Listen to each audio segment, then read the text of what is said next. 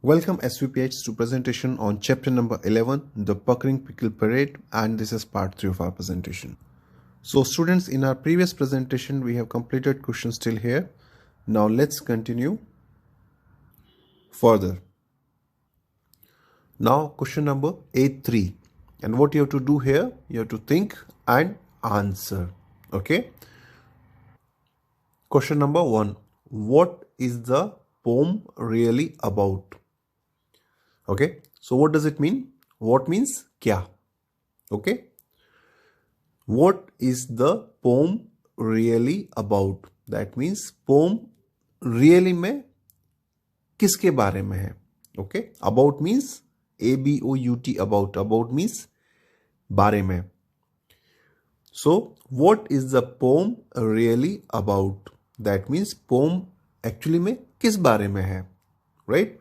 The next one is it just about pickles or something else?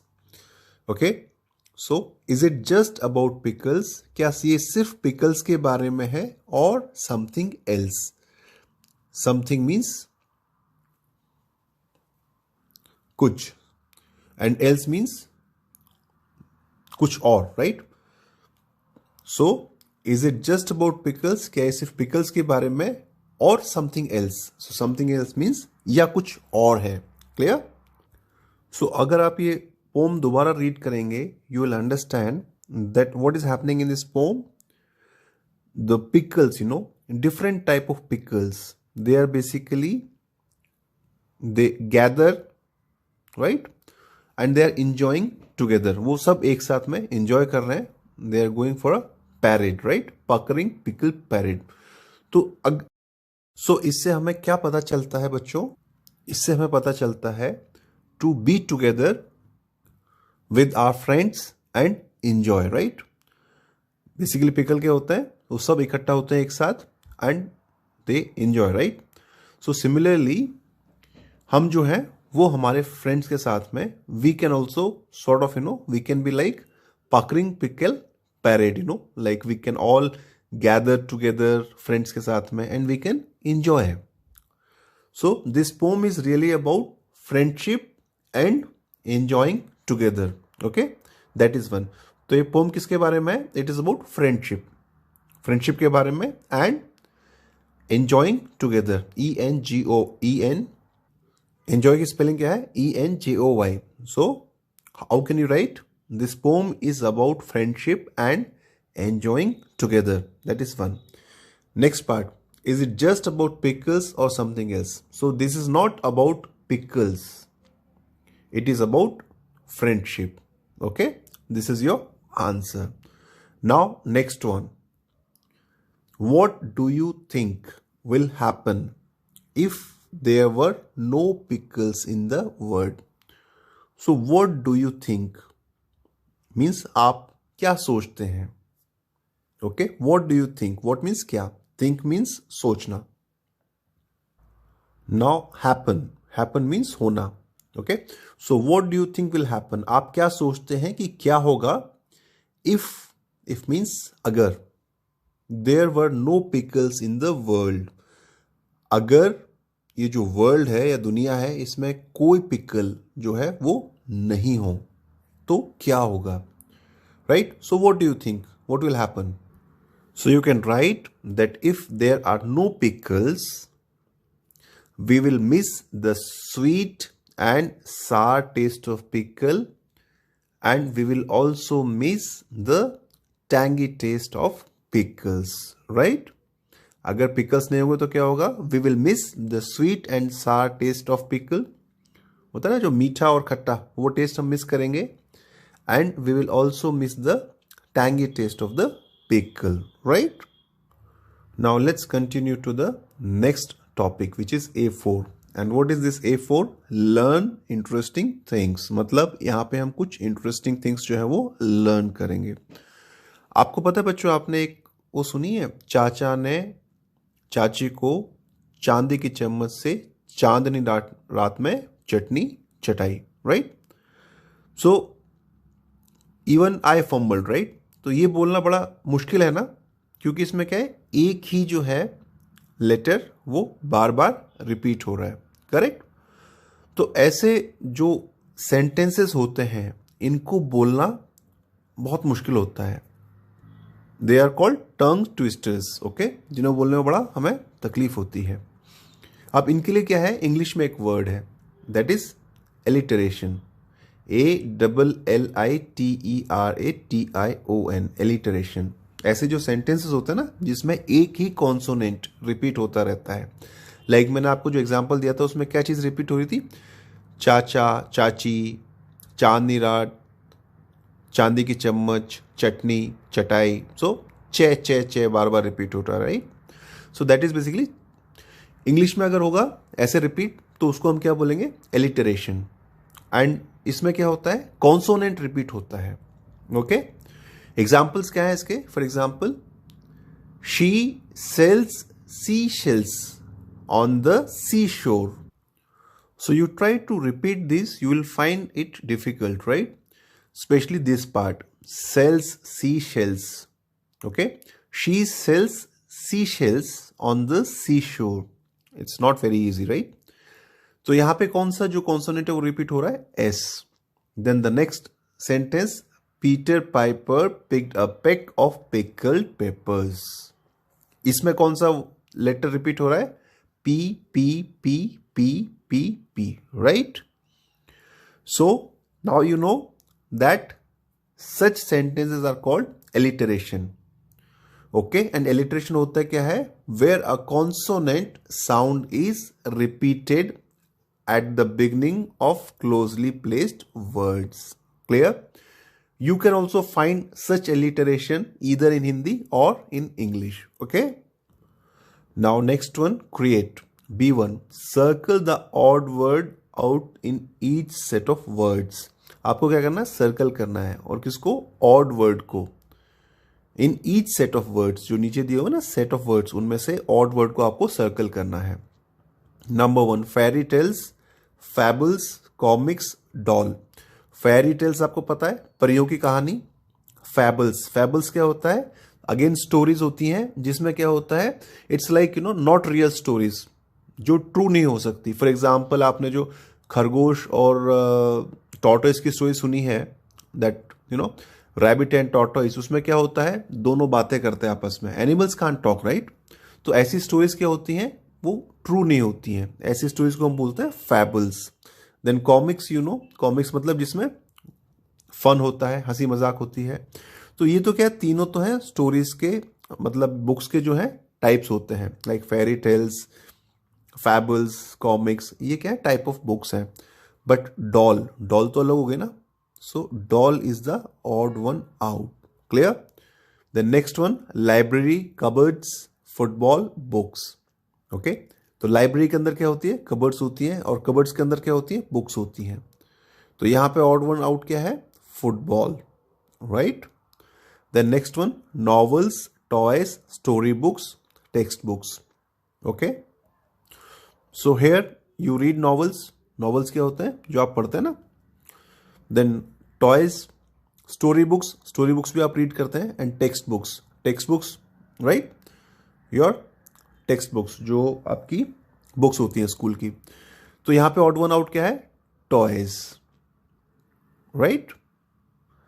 Now next one, और ये odd one out क्यों है, क्योंकि बाकी के सब जो है पढ़ने से रिलेटेड है, नॉवेल आप रीड करते हैं, स्टोरी बुक्स रीड करते हैं, टेक्स्ट बुक रीड करते हैं, बट टॉयज के साथ आप प्ले करते हैं, that is why this is odd one out. Number 4, magazines, notebooks, periodicals and newspapers. So यहाँ पे मैगजीन्स आपको पता है जो आती है ना, लाइक फॉर एग्जांपल से India today, okay, the week, तो ये क्या मैगजीन्स होती हैं। नोटबुक्स जो आप, जिस पे आप राइट करते हैं, right.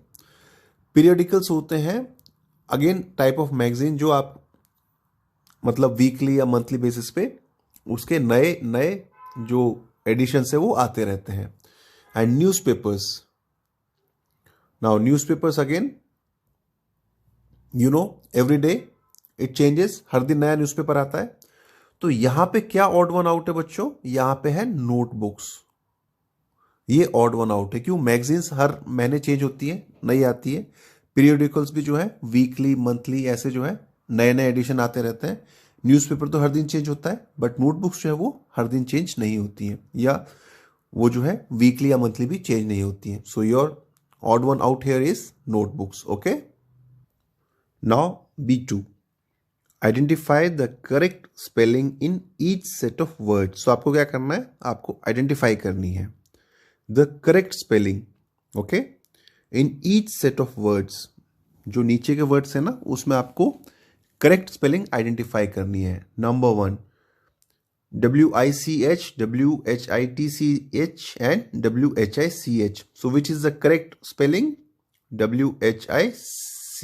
This is the correct spelling. Okay. Number 2, WUD. Okay.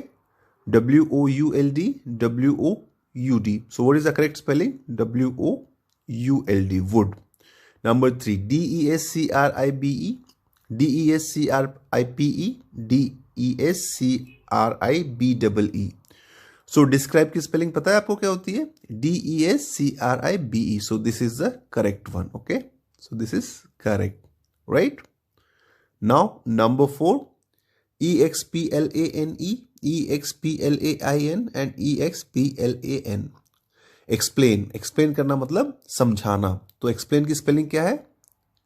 Correct spelling है EXPLAIN. So this is the correct one. Okay, then THER, THEIR, THIER. So there means उनका. उसके लिए क्या आता है? करेक्ट स्पेलिंग क्या है? THEIR. Clear? Excellent. Now let's move forward C1. और C1 क्या है? अब इसमें रीड करेंगे हम एडवर्ब्स के बारे में. And what is adverb? Adverb basically tells us more about verbs. तो जो वर्ब है ना हमारी, उसके बारे में हमें एडवर्ब और ज्यादा डिटेल देता है, और ज्यादा हमें बताता है, right? So what is adverb? Adverb tells us more about verbs. Okay, हमें जो है वर्ब्स के बारे में और ज्यादा बताता है. और एड मीनिंग टू वर्ब्स, और या तो जो वर्ब है ना उसको, उसका मीनिंग उसमें ऐड करता है, मतलब और ज्यादा एक्सप्लेन करता है वर्ब को. ओके, अब एडवर्ब जो है वो अलग अलग टाइप के होते हैं. एक तो होता है एडवर्ब ऑफ टाइम. ओके, एक होता है एडवर्ब ऑफ टाइम. तो ये जो एडवर्ब ऑफ टाइम होता है, ये हमें क्या एक्सप्लेन करता है? This tells us the time. इससे हमें टाइम बताता है when an action is done, कि एक्शन कब हुआ, उसका टाइम बताता है. सो they answer the question when. तो ऐसे जो एडवर्ब ऑफ टाइम होते हैं ना, वो किस क्वेश्चन का आंसर करते हैं? व्हेन, कब हुआ. Just now, after I had my lunch, before I slept. So इसमें क्या है? लाइक जस्ट नाउ, अभी अभी. Before I had my lunch, before मतलब पहले, राइट? एंड से आफ्टर आई स्लेप्ट, मेरे सोने के बाद. So after. तो ये सब क्या है? एडवर्ब ऑफ टाइम है. एग्जाम्पल क्या है? John will play afterwards. I will eat now. So यहां पे क्वेश्चन क्या है? When will you eat? आप कब ईट करेंगे, कब खाएंगे? And your answer is I will eat now. Similarly, John will play afterwards. Afterwards means बाद में. So when will John play? John कब खेलेगा? Your answer is John will play afterwards. तो यहां पे adverb of time क्या है? Afterwards and now. ठीक है? Now similarly adverbs of manner. Okay? तो एक तो हो गया adverb of time. Next is adverb of manner. ये क्या करते हैं? Tells us the manner in which an action is done. ये क्या करता है? हमें वो मैनर बताता है जिसमें एक्शन हुआ है. जैसे धीरे हुआ, जल्दी हुआ, बेकार हुआ, अच्छा हुआ, ब्यूटीफुली हुआ. ये सब क्या है? मैनर्स हैं. So they answer the question how. Okay, तो ये जो एडवर्ब ऑफ मैनर है, ये क्या आंसर करता है? हमारा जो क्वेश्चन होता है ना हाउ, उसको आंसर करता है, राइट? एग्जाम्पल क्या है? Sam drives fast. Okay, so यहां पे जो है ये क्या है? एडवर्ब ऑफ मैनर है. फास्ट, कैसा? फास्ट. सो हाउ, हाउ का आंसर कर रहा है ना how does Sam drive? You will से Sam drives fast, right? Similarly I right, what is that? NEATLY, neatly. So how do I right? मैं कैसे लिखता हूं? यहां पे क्या है? एडवर्ब ऑफ मैनर, कि मैं बहुत नीटली लिखता हूं, right? So you will say I write neatly, adverb of manner. Now similarly adverb of frequency, ये थर्ड वाला हो गया. तो पहला हमारा था adverb of time, then adverb of manner, and the third one is adverb of frequency. So ये क्या करता है? Tells us how frequently an action is done. So they answer the question when और हाउ ऑफन. ओके, तो जो adverb of frequency है ये किसको आंसर करती है? व्हेन या हाउ ऑफन क्वेश्चन को आंसर करती है. For example, we seldom play in the sun. So seldom means कभी कभार, वेरी रेयरली. तो अब कोई आपसे पूछता है कि when do you play in sun या how often do you play in sun? You will say we seldom play, right? We seldom play in the sun. So here you are answering when or how often. Similarly, my grandmother goes to the temple frequently. So how often does your grandmother go to temple? How often मतलब कितनी बार. So आप क्या बोलेंगे? Frequently, बहुत बहुत बार. Frequent मतलब जो चीज ऑलमोस्ट डेली बेसिस पे या जो है रूटीन बेसिस पे होती रहती है, उसको हम बोलते हैं फ्रिक्वेंटली. तो आप क्या आंसर करेंगे? My grand mother goes to the temple frequently, right? So अब हमने कर लिया adverb of time, then adverb of manner, then adverb of frequency, and the next one is adverb of place. So नाम से पता चल गया प्लेस. सो वेयर, ये किसका आंसर करेगा? वेयर, कहां पे हुआ? ओके, आप बोलेंगे बाहर हुआ, ये अंदर हुआ, ये ऊपर हुआ, नीचे हुआ. So this is adverb of place. And what question does it answer? Where. So this tells us the place where an action is done. उस प्लेस के बारे में बताता है वेयर एक्शन इज डन, जहां पे कोई एक्शन हुआ. They answer the question where. Okay, इसमें हमारा कौन सा क्वेश्चन आंसर होता है? Where. Example, she stood outside. Okay, so where did she stand? Stood मतलब खड़ा होना, तो वो खड़ी हुई बाहर. स्टूड का मतलब होता है खड़ी हुई. स्टैंड, STAND, स्टैंड की सेकेंड फॉर्म है STOOD, स्टूड. सो इसमें किस क्वेश्चन का आंसर हुआ? Where did she stand. आप क्या बोलेंगे? She stood outside. Next one, I waited inside. Where did you wait? I waited inside, right? So यहाँ पे inside is the adverb and this is basically adverb of place. Clear? Now next question, encircle the adverbs and underline the word they qualify. Okay? So आपको क्या करना है? encircle करना है adverbs को. तो adverbs को तो क्या सर्कल करना है, और underline करना है verbs को जिनको वो qualify करते हैं. Okay? For example, number 1, the pickles were embellished beautifully. So embellished क्या होता है? डेकोरेट करना, सजाना धजाना, right? So the pickles were embellished beautifully. So here this beautifully is adverb, इसको encircle कर दिया, and embellished जो है वो आपकी verb है. ओके, नाउ ब्यूटीफुली क्या है? एडवर्ब ऑफ मैनर, किस तरीके से किया है, हाउ. ओके, हाउ का आंसर करते हैं. So the pickles were embellished beautifully. Okay, now the next one, the vinegar vapours rose high. Okay, so यहां पे एडवर्ब क्या है? High, HIGH, high. और ROSE, रोज, रोज का मतलब गुलाब नहीं है. यहां पे ROSE बेसिकली क्या है? RISE, rise. राइज मतलब उठना, उसकी सेकेंड फॉर्म है रोज, उठा. Okay, so the vinegar vapours, जो विनेगर की वेपर्स है वो उठी हाई. ओके, तो यहां पे हाई तो क्या है? आपकी एडवर्ब है, आप उसको सर्कल करेंगे. एंड किस वर्ब को ये क्वालिफाई कर रहे हैं? रोज को. Okay, so rose is your verb and high is your adverb. And this is adverb of place. Okay, ये क्या आंसर करती है? Where did the vapours rise? So you will answer the vinegar vapors rose high. Now number 3. What is number 3? I left hurriedly to buy pickles. Now left, left मतलब चला गया. ये होता है leave, leave मतलब छोड़ना या जाना, एंड उसकी सेकेंड फॉर्म है left. Clear? So I left hurriedly. यहां पे एडवर्ब क्या है? hurriedly. और hurriedly के स्पेलिंग मतलब क्या होता है? जल्दी से. मैं चला गया. मैं जल्दी से चला गया. क्यों चला गया? To buy pickles. pickles खरीदने के लिए मैं जल्दी से चला गया. सो यहां पे एडवर्ब है hurriedly. Okay, you will encircle hurriedly and verb is left.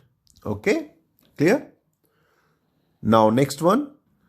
Now this one also, number 3, I left hurriedly. तो यहां पे hurriedly क्या है? Adverb of manner. ओके, किस मैनर में? hurriedly, जल्दी से. Okay, now number 4, we always wash our hands before we eat. तो यहां पे एडवर्ब है before. before मतलब पहले. ये है adverb of time. So we always wash our hands before we eat. और ये किसको क्वालिफाई करता है? ईट को. ये ईट जो है ना, बिफोर वी ईट. सो हम खाने से पहले क्या करते हैं? हमारे हैंड वॉश करते हैं. सो यहां पे एडवर्ब ऑफ टाइम है बिफोर, और किसको क्वालिफाई करता है? ये किस वर्ब को? ईट को.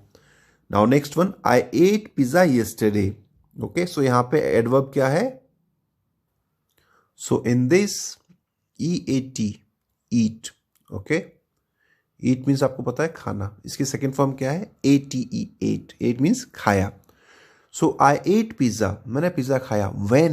when did I eat pizza? Yesterday. So my adverb here is yesterday, and this is adverb of time, and verb is ATE, ate. Clear? Now C2, fill in the blanks using suitable adverb from the box. अब आपको क्या करना है? fill in the blank करना है using suitable adverb, और आपको suitable adverb जो है वो यूज करनी है from the box. okay, so box में क्या है? inside, slowly, happily, seldom, soon. ये आपको यूज करना है. Number 1, they are reading. Option क्या आपके पास? inside, slowly, happily, seldom, soon. So number 1, there can be more than one option in such questions. Okay, so in this option here, in this question, just read it again. They are reading. So what option do we have which suits here? Slowly भी आ सकता है, right? They are reading slowly, but यहाँ पे हम लोग use करेंगे they are reading seldom. Okay, and what is the meaning of seldom? Very rarely. That means कभी कभार. तो they are reading seldom मतलब वो कभी कभार ही रीड करते हैं. Now next one, please come inside. right? तो इसमें क्या आएगा? come inside.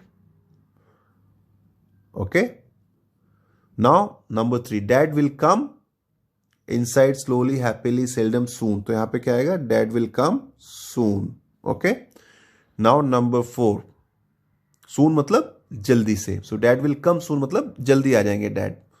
number 4, we dash eat junk food. so यहां पे क्या है? so एक ऑप्शन यहां पे आ सकता है we happily, okay, HAPPILY, happily eat junk food. okay, मतलब हमें जंक फूड खाने में बहुत मजा आता है. but at the same time, if you see number 1 and number 4, okay, so इसमें एक और चीज हो सकती है, आप इनको इंटरचेंज भी कर सकते हैं. That means they are reading happily, आप ये भी राइट कर सकते हैं. और नंबर 4 में आ सकता है we seldom eat junk food, मतलब हम बहुत रेयरली जंक फूड ईट करते हैं. So it depends. what I'm trying to say, there is nothing right and nothing wrong here. It all depends how you want to explain and what are your thoughts. For example, why we can interchange, there are people or students who happily eat junk food, जो बहुत happily junk food खाते हैं, right? और बहुत seldomly वो read करते हैं. At the same time कुछ बच्चे जो हैं वो they are reading happily, वो बहुत खुशी खुशी पढ़ रहे हैं, and they seldom eat junk food. Okay, so you can use either of them. There is nothing right and nothing wrong in such questions. Clear? Now number 5, grandpa is walking slowly. Okay, grandpa is walking slowly. Clear? Now next one, this one you can try at home. Since this poem is about pickle, तो आप क्या कर सकते हैं, आप खुद से जो है पिकल बनाने का ट्राई कर सकते हैं घर पे. ओके, सो सबसे पहले you should know what are the main ingredients of the pickle. Okay, ingredients मतलब क्या होता है, वो चीज़ें जो आप उसमें डाल रहे हैं पिकल में. ओके, सो इंग्रेडिएंट्स मीन्स क्या चीज़ें आप उसमें डाल रहे हैं पिकल में. फॉर एग्जाम्पल से chilli, oil, so they are all ingredients of the pickle. Clear? So you can answer this. Now number 2, create your pickle recipe. आपको क्या करना है, क्रिएट करना है, आपको पिकल बनाने की रेसिपी क्रिएट करनी है. And list the process to make it. And you list the process to make it. Right? Now find out from your classmates what kind of pickle is popular, from where it comes from and how it is made. तो आप अपने classmates के साथ में discuss करके आप जो है ये फाइंड आउट कर सकते हैं कि what kind of pickle is popular, कौन सा पिकल जो है वो पॉपुलर है, and from where it comes, कहाँ से आता है, and how it is made, कैसे बनता है. Okay, now this is your activity, fill the empty bottle. ये जो एम्प्टी बॉटल है इसको फिल करिए आप पिकल से एंड कलर करिए. Okay, so with this we stop here. You continue with your question answers and try to do the question answers on your own. Thank you.